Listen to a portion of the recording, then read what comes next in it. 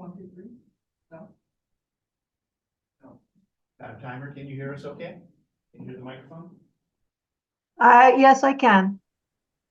Can you hear her clearly? 1, 2, 3. Could you try just one more time?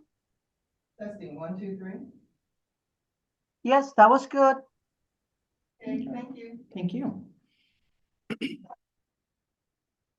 Grace Bennett, live in their world. Live in their world. Grace Bennett.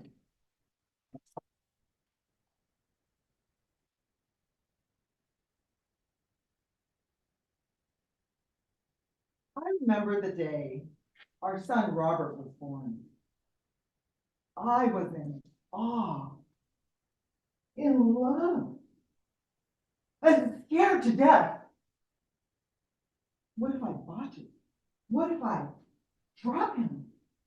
What if I leave him in the shopping cart like I did my Louis Vuitton purse one time? Babies don't come with instruction manuals. What am I going to do? But the nurses know all about this. She took some time, sat down with me.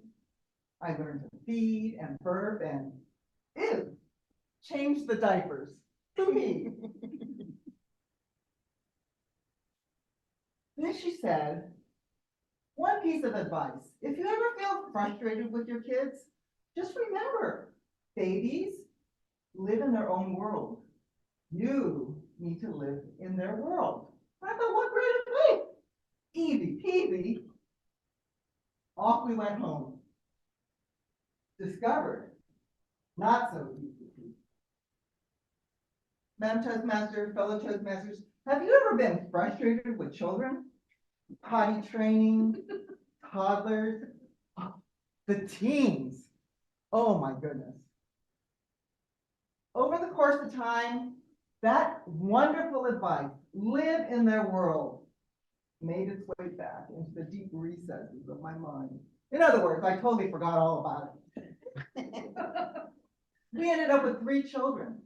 I remember one time crawling to bed with my oldest 2, reading to them, and then our youngest at that time grabbed her picture book, crawled into bed with us, and started reading aloud.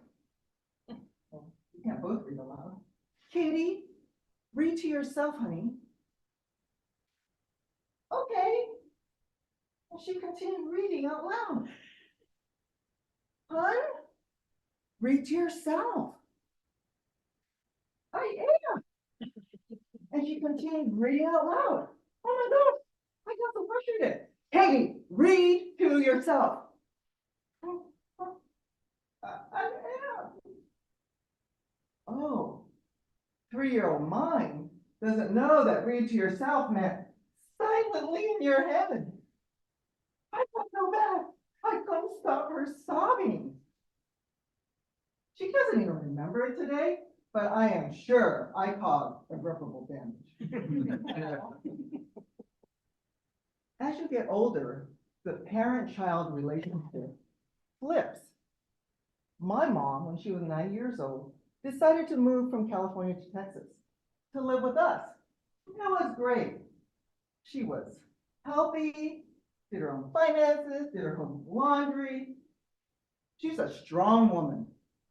She lived through the Great Depression. She lived through being relocated into internment camps when they did the Japanese during World War II. And then she survived her biggest challenge, my teenage years. She's a feisty tiger mom, and I was as rebellious as hell. She's 102 now. Last year, she had a stroke. In the emergency room, I thought that was it. She couldn't speak. Her whole left side was paralyzed. She didn't know who I was. The doctors were amazing, and we made it up to the ICU unit in a regular hospital room. There was a nurse there, and she sat with me to tell me care for after-stroke patients. It reminded me deja vu all over again But when I had my first newborn, except this time I was getting ready to take my mom home with me. Could I handle this? My mom maybe not being able to speak or move or not even recognize me anymore?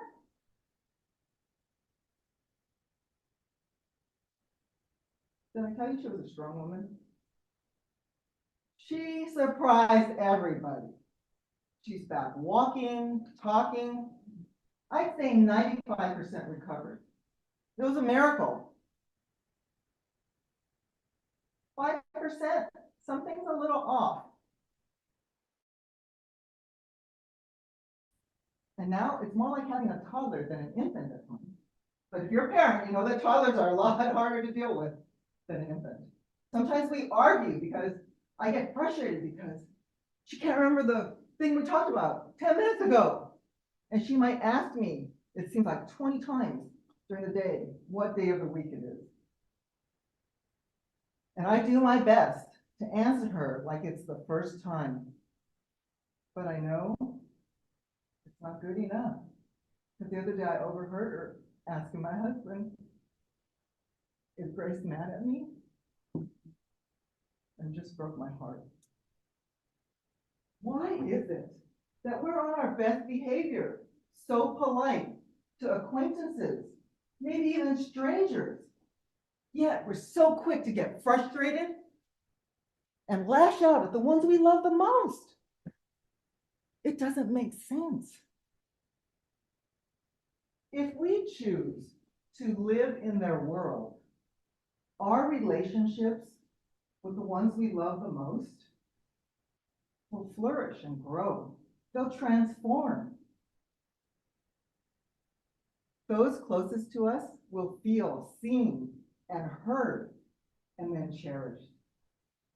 Let's make a pact together to do that. Are you with me? Great. Let's go live in their world. Madam Toastmaster.